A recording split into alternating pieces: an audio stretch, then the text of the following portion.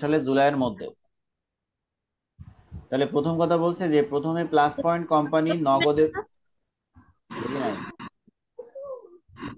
জুলাই 15 2017 হবে না? হ্যাঁ আছে তো সালটা ওখানে, তো আমি তো সালটা আছে তো, সমস্যা নেই তো। আচ্ছা।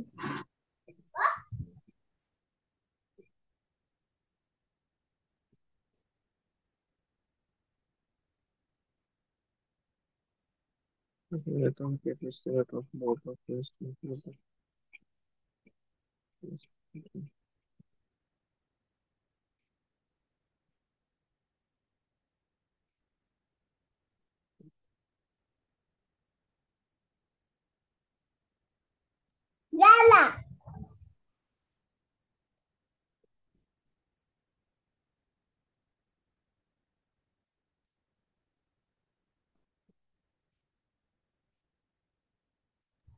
আচ্ছা, তাহলে এখানে আমাদের নগদে বিক্রয় এবং বাকিতে বিক্রয় হয়েছে, যার প্রত্যেকের মধ্যে 6% বিক্রয় কর আছে। দ্যাট মাস্ট বি রেমিটেড, জমা দিতে হবে to the tax authority by July 15 2017, 2017 সালের, সরি 2017 সালে জুলাই 15 তারিখের মধ্যে। বলছে sales tax on June sales or lumped with the sales price. এই লাম্পড আর ইনক্লুড এটাও একই কথা, যে sales tax on June sales, June মাসের যে বিক্রয় ছিল তার মধ্যে যে সেলস ট্যাক্স ছিল এটা অন্তর্ভুক্ত আছে with the sales price, sales প্রাইসের মধ্যে, and recorded as a credit to the sales revenue account, এবং সেটা সেলস আয় হিসেবে দেখানো হয়েছে। মানে আমাদের সেলস এবং সেলস ট্যাক্সটা স্বাভাবিকভাবে আলাদা থাকে, কিন্তু এটা বলছে সেলস এর মধ্যে সেলস ট্যাক্সটা অন্তর্ভুক্ত আছে এবং এটা সেলস রেভিনিউ অ্যাকাউন্ট নামে দেখানো হয়েছে। তার মানে বিক্রয় বাড়ানো হয়েছে, বিক্রয় কর কমানো হয়েছে। তো এটা আমাদের যখন অ্যাডজাস্টিং এর মাধ্যমে সমন্বয় করতে বলবো তখন আমরা সমন্বয় করব।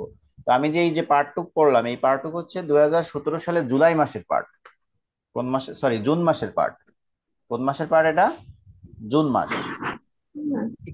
আচ্ছা, এরপর দেখো, তাহলে আমাদেরকে কি বলছে? এইটুক পড়লাম প্রথম অংশটার পরে আমাকে কি করতে বলছে? ইনস্ট্রাকশনে দেখো, ইনস্ট্রাকশন এ বি, এই দুইটা মূলত হচ্ছে আমাদের জুন মাসে। তো আমি একটু পড়ি, খেয়াল করো। Prepare the journal entries to record the June sales, June মাসের বিক্রয়টা রেকর্ড করবা। জুন কোন তারিখে? জুন 30 তারিখে। Assuming the total sales for June are recorded at June 30, 2000, একই কথা।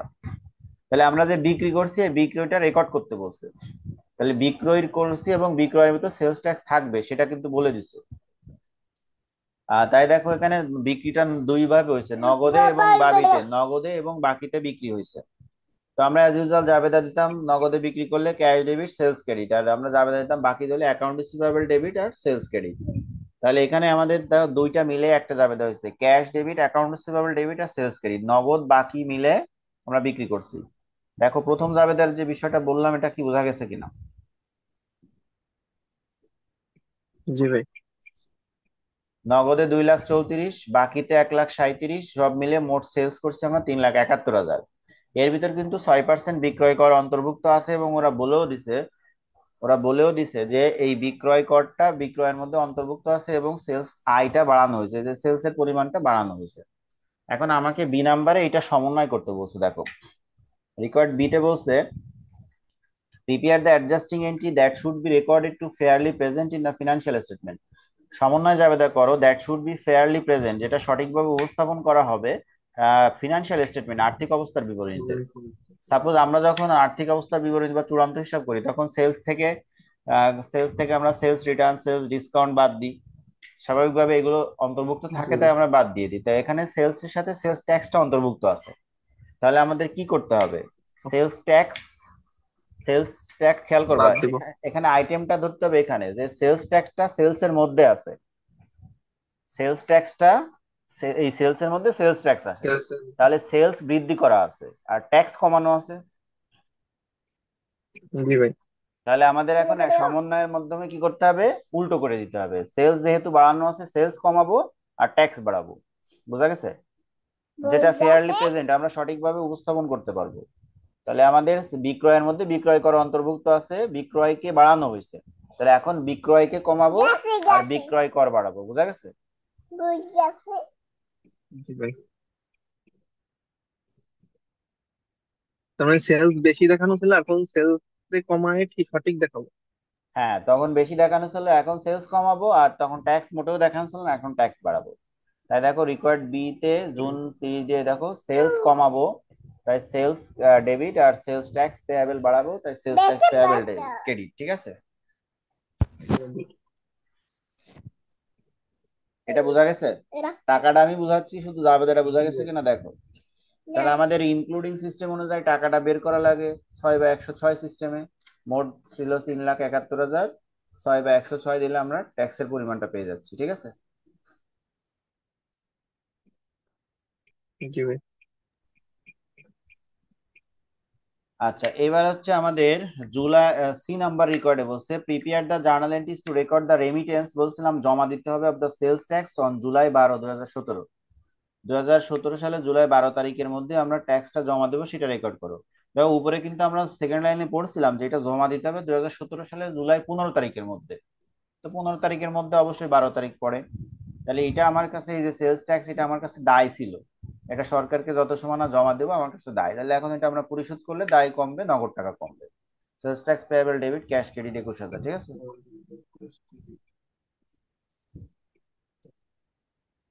এটা clear?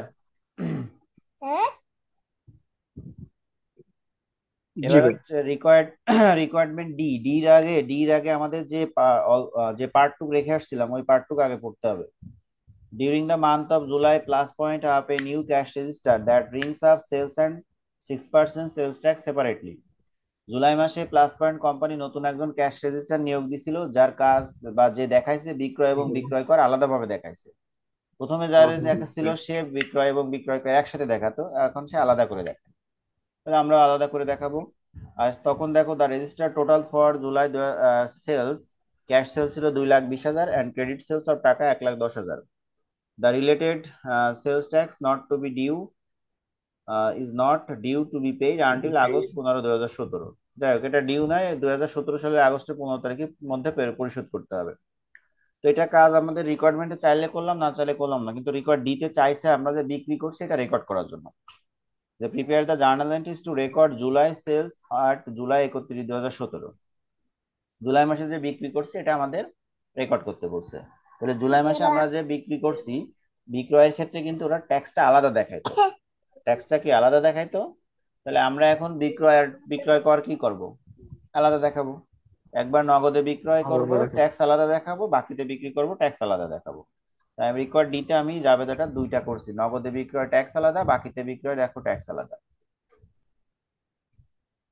I debit sales credit and sales tax payable, or accounts payable as sales or sales tax payable.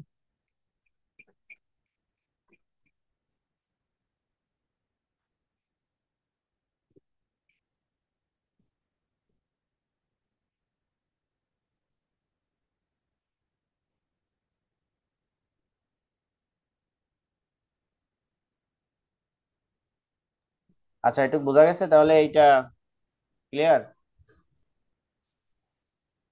জি ভাই।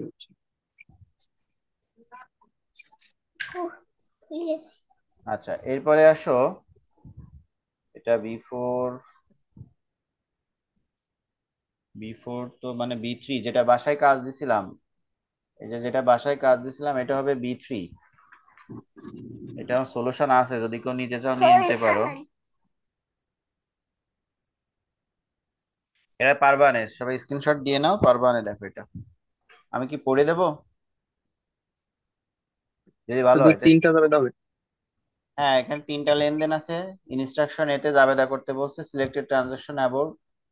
প্রথম entry হচ্ছে বাকিতে বিক্রয়, পরেরটা হচ্ছে আমাদের নোট ইস্যু করছি। ইন পেমেন্ট অফ অ্যাকাউন্ট থাকলে ক্যাশের পরিবর্তে কি আসে? ইন্টারেস্ট বেয়ারিং নোটে অ্যাকাউন্টস পেয়েবল আসে। Accounts payable. Account payable debit, notes payable credit. আর অক্টোবর 1 তারিখে মনে করো ওখানে আমাকে zero interest bearing note issue করছি, তার জাবেদা।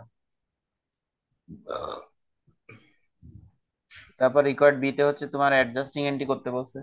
তো আমরা জানি অ্যাডজাস্টিং এন্ট্রি মানে দুইটা নোটের সুদের, একটা সুদের সমন্বয় আর একটা ডিসকাউন্টের সমন্বয়।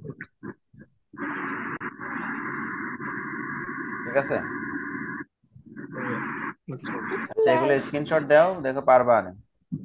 আর রিকোয়ার্ড শিটে যে আমাকে ব্যালেন্স শিট করতে বলছে। ব্যালেন্স শিটে আমাদের আমরা কি করি? ব্যালেন্স শিটে স্বাভাবিকভাবে আমরা করি হচ্ছে যে ইন্টারেস্ট বেয়ারিং নোট, নোটের ইন্টারেস্ট বেয়ারিং নোট মানে হচ্ছে নোটের সাথে সুদের সম্পর্ক। তাই দেখো নোট পেয়াবলের সাথে ইন্টারেস্ট আমাদের যোগ করা হয়, জিরো ইন্টারেস্ট মানে হচ্ছে ডিসকাউন্টের সম্পর্ক, তাই নোট থেকে ডিসকাউন্টটা বাদ দেওয়া হয়। ঠিক আছে।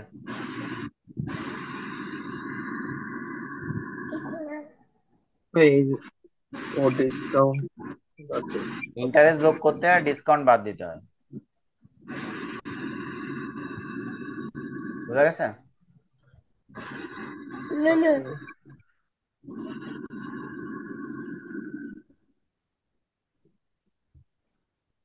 হ্যালো। হ্যাঁ ভাই ঠিক বুঝছি। আছে। এবার হচ্ছে B5 দেখো, B5।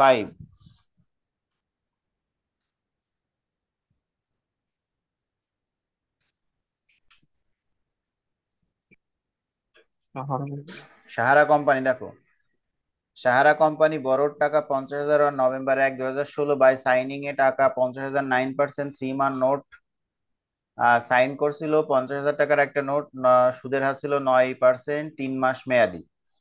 PPR Sahara companies November 1, 2006 entry, 2006 সালে নভেম্বর 1 তারিখে এন্ট্রি দিতে বলছে, December 31, 2016 annual adjusting entry, and the February 1, 2017 entry.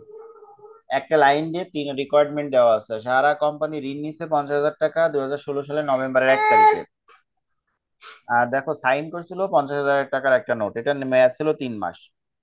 তোমাকে বলছে নভেম্বরের 1 তারিখে যাবে দিতে, নভেম্বরের 1 তারিখে ঋণ নিছি আমরা। নভেম্বরের 1 তারিখে আমরা কি নিছি? ঋণ।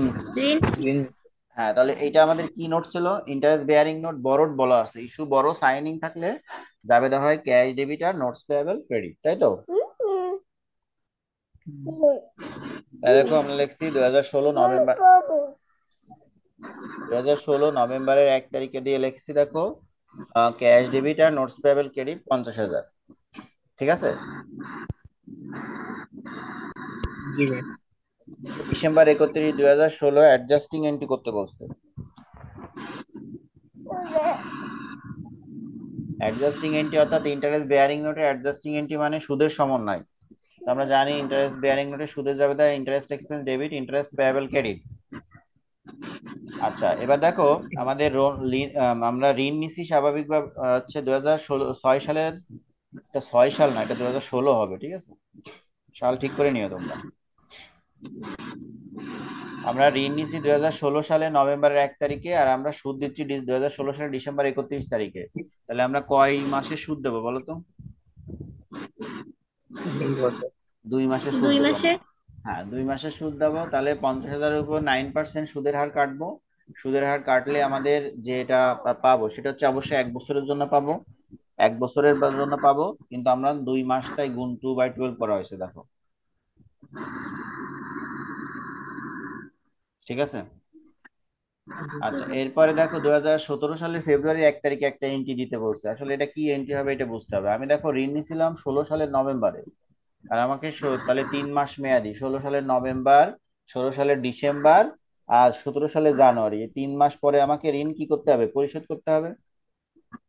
হ্যাঁ। 3 মাস পরে আমাকে ঋণ অবশ্যই পরিশোধ করতে হবে। তাহলে ঋণ পরিশোধ করতে গেলে আমি একটা কথা গত ক্লাসেও বলছিলাম, ইন্টারেস্ট বেয়ারিং নোট আর জিরো ইন্টারেস্ট বেয়ারিং নোটের ক্ষেত্রে পরিশোধের ক্ষেত্রে আমাকে আগে আইডেন্টিফাই করতে হবে যে আমাদের কয় মাসের জন্য ঋণ নেওয়া ছিল, আর তাহলে কতটুকু আমরা ডিসকাউন্ট বা ইন্টারেস্ট দিছি, যা দিইনি বাকিটা সমন্বয় করে তারপরে পরিশোধ করতে হবে। গতদিন আর আমি 11 একটা অঙ্ক ছিল, আজকে যেটা করলাম তার উপরে এটা দেখবা। বলেছিলাম যে নোট পরিশোধ করতে জি গেলে ভাই। আমাদেরকে সুদের বাকি অংশ বা ডিসকাউন্টের বাকি অংশ সমন্বয় সমন্বয় করে করে তারপরে। তারপর পরিশোধ করতে হবে। তাহলে এখানেও তাই দুইটা যাবে দেওয়া হয়েছে দেখো, আমরা 3 মাসের জন্য সুদের সমন্বয় করেছিলাম আর নিতে বলছিল, কিন্তু আমরা 2 মাসের সমন্বয় করেছিলাম, 1 মাস বাকি ছিল। তাই দেখো interest expense debit, interest payable credit 1/12 করছি, 1 মাস, ওই 2 মাস, 1 মাস, 3 মাস। এবার লাস্টে যে ইন্টারেস্ট বেয়ারিং নোট পেইডে যাবে না, notes payable debit, interest payable debit, cash credit. ঠিক আছে। হ্যাঁ ভাই। এটা বোঝা গেছে?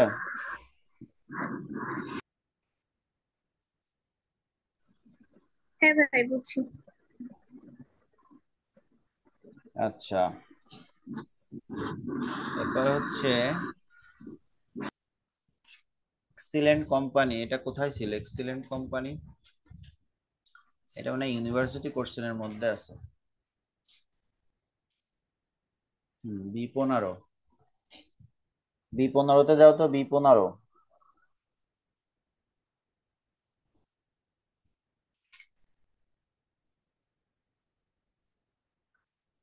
পাইছো? 9-15 পেজ পাইছো?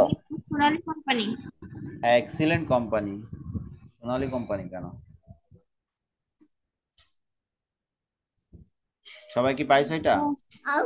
হ্যাঁ ভাই পাইছি। ওকে, তো দেখো জি লেখা ভাই আছে, পাইছে। এটা সহজ একটা অঙ্ক, দ্রুত হয়ে যাবে। অন জুন 1, এক্সিলেন্ট কোম্পানি বরস টাকা 70,000 from Sonali bank on 6 month 12%। এই দেখো সাহারা কোম্পানি যেভাবে বুঝাইছি ঠিক সেই রকমই জিনিস, শুধু রিকোয়ারমেন্ট একটু করা আছে, নিজেরা একটু বোঝো তো। দেখো এ নাম্বার রিকোয়ার্ডে চাইছে সে জাবেদা কিসের জন্য চাইছে? Prepare the journal on June 1, বড় জুন মেসের জুন ঋণ একের নিতে। বড় লেখা আছে ঋণ নিছি, তাহলে carry debit notes payable carry, ঠিক আছে।